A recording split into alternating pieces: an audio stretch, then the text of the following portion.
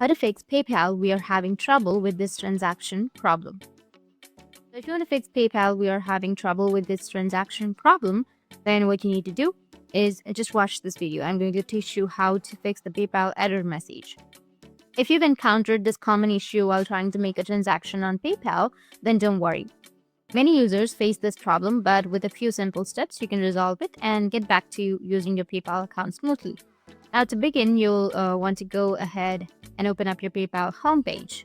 Search for PayPal and then go with the official PayPal website, and then you need to go with login, which is in the top right, and log into your account. Once you're on your homepage, you'll get this kind of interface. Here you will have the home section. You need to just click on home and you will be under your homepage. With your account open, it's crucial to check the PayPal service status page. This page will tell you if there's any widespread issues affecting PayPal services. Sometimes the problem might not be on your end, but rather an issue with PayPal systems that they're working to resolve. Once you've confirmed that there are no ongoing service issues, it's time to verify your payment details.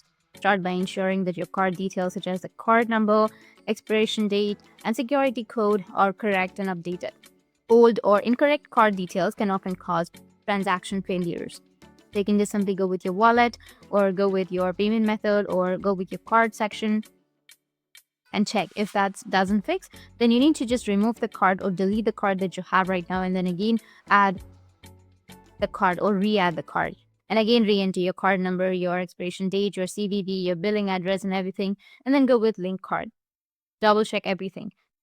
Similarly, review the information of your linked bank account and confirm that the account number and routing number are accurate. Another important step is to verify that your billing address matches exactly what you have on file with your bank.